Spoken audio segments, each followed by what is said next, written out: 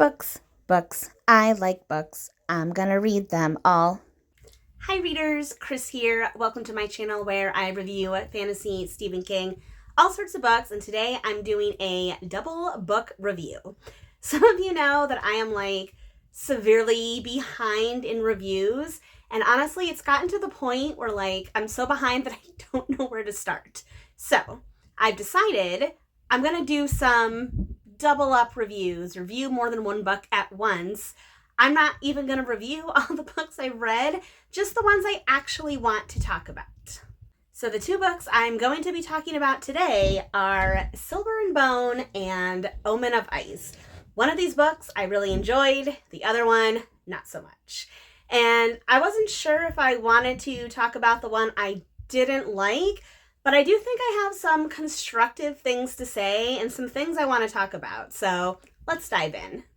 I will be putting chapter times in the description box below if there's a certain book you're more interested in, but I'm going to start with Omen of Ice, the one that I did not like as much as the other one. So Omen of Ice, obviously it is a super pretty book, super pretty cover, sprayed edges, and when I first picked up this book, I was really excited because the whole setup of this book is that we have a young girl. Her name is Caltania, and she has been trained since a young person to be a warrior, and she is going to be a bodyguard to the Fae. So this whole concept of setting up a world where the humans are the warriors and the humans are the ones that protect the Fae, I thought that was a really great change from what we typically see. Especially in fantasy, the Fae are always way more badass than humans. So I thought that was a really cool idea. Unfortunately, this was not well executed. There is no scene in this book where Caltania actually achieves this warrior status. She completely fails at her job every step of the way. I don't know why. So my advice, I know a lot of you are writers or aspire to be writers, so I have to say this. If you are going to set something up like this, you have to deliver on it. You have to deliver on it. So in order to help illustrate this, I'm going to just read this quick passage from the book. This is page 33. So this is very early on. And this is the first time that we see Caltania fight in this book. So she fights this guard. She thinks she defeats him. And then, turning my back on the enemy, even when victory appears inevitable, is a rookie move. I've been in the same scenario during training 100 times back home. My first time out in the world and I blow it? Yes, she blows it, but she continues to blow it throughout the book. The Fae guy, the prince that she's supposed to be protecting, always has to come to her rescue or help her out, at least help her out. So I found that super disappointing, super disappointing. Why set up that the humans are supposed to be better fighters if that's not what happens? The second disappointing thing in the book is the romance. Now, I knew going in that this was going to be a fantasy romance because all YA fantasy is romance, and it did say on the blurb a little bit about that. But this is what the blurb says. And now it's up to Caltania to keep her sacred oath and protect Valen, even when his smart mouth makes her skate the razor-thin edge between love and hate. Now, that suggests to me that this might be an enemies to lovers type situation where these two don't really get along, they don't want each other there, and the book makes an attempt to set that up when they first meet, but pretty much after their first meeting, the attraction immediately starts. So this is not an enemies to lovers trope. This is an insta-love trope. This is an insta-attraction. This isn't a gradual, they get to know each other and they figure out that they have good qualities that they really like. No, this is, I don't want you here, but actually I kind of like you. It happens instantly. And again, I did not like that at all. So the setup was disappointing because it was not well executed. And again, the romance did not deliver on what it promised. So that's what I would say about this book. It does not deliver on the things that it promises in the blurb. I don't know, again, maybe the blurb was just not well written, maybe it wasn't written accurately, but I think if it had delivered on those things, like, it could have been a really good, fun story. Like, I do see in there, like, the bones of a good story. It's just, it wasn't well executed. So maybe if the blurb had been different and my expectations had been different, maybe I would feel differently. But as it sits, this one was a disappointment. Now on the opposite end of the spectrum, we have Silver and Bone. Silver and Bone. And this is another book that I feel like the blurb in here does not do justice to the story. I feel like the blurb does not do justice to this story. So Silver and Bone is an Arthurian Legend retelling. So our main characters are Tamsin and her brother Caleb.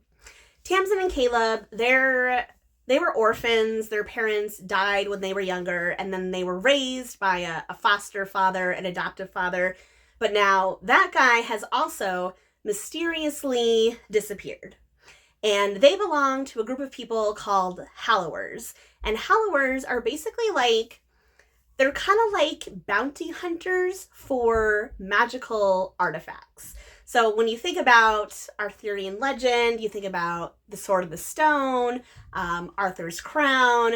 So everyone that's in this Hallower group, they go out and they look for these magical artifacts, and usually they collect money from them, from like powerful witches and wizards.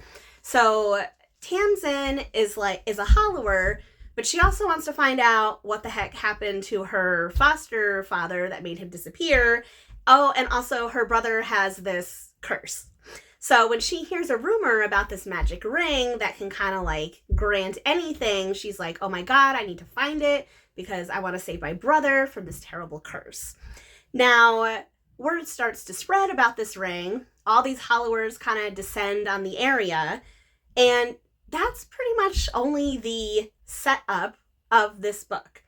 It only takes the first, like, maybe 25% of the book for the search to lead them to Avalon, this mysterious island that is supposed to be this paradise, but when they get there, they find that it is, like, completely overrun by monsters. It's dark, it's in, disrepair, and there is a group of female sorceresses living there, like, trying to survive in this terrible place.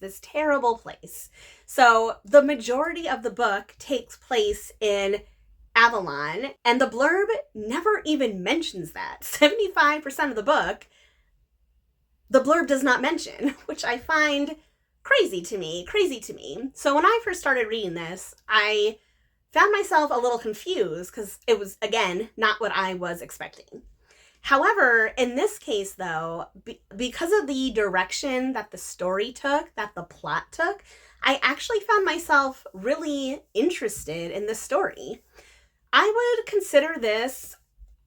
consider it a dark fantasy, but I would say that it's dark leaning. First of all, the whole setting of Avalon is just a dark place to begin with. So just to give you a taste of what I mean, I'm going to show you the hardcover of this book, because it is a printed hard case, and this is what the island looks like. It's like a place of death and desolation, and there's these horrifying, scary monsters here, and it's super, super dark and creepy. And if you know anything about me, I love those type of vibes.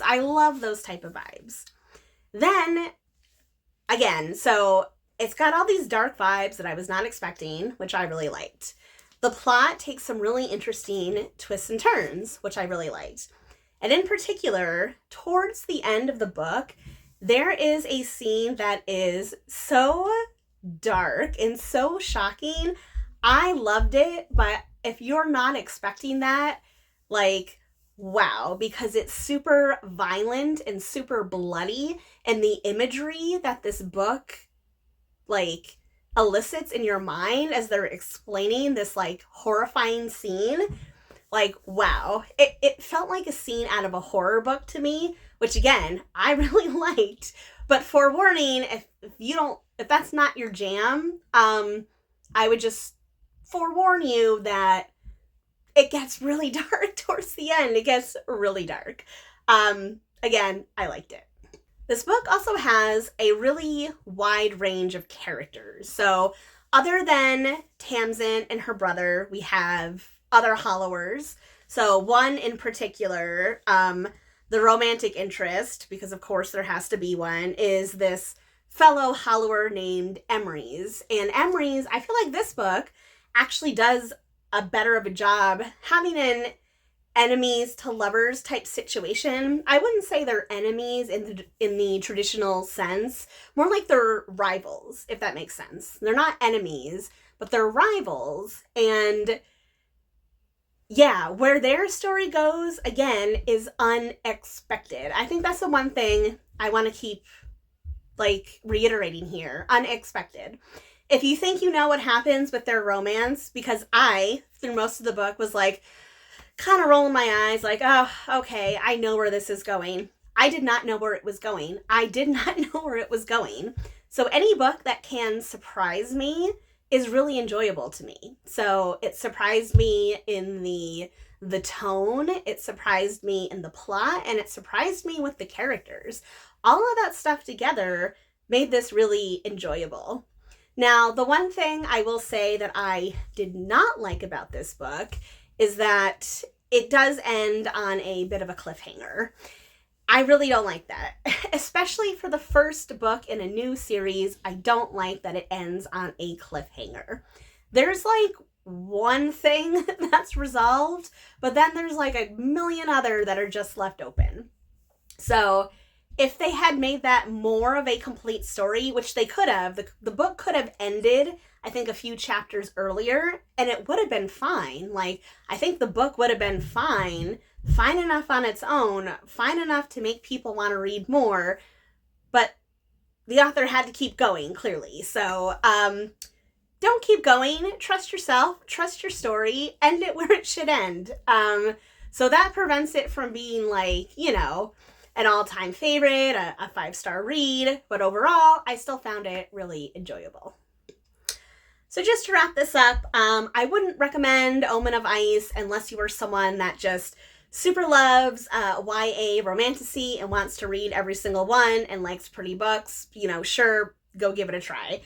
On the flip side, I would say if you're a fan of Arthurian Legend, if you're a fan of darker tales, then definitely give Silver and Bone a try.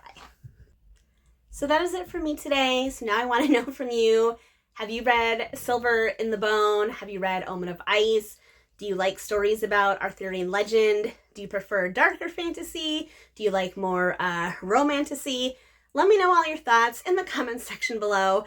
And if you don't have anything to say, just say hi to Roscoe. Roscoe's a big fan of romantasy because he's a little lover boy.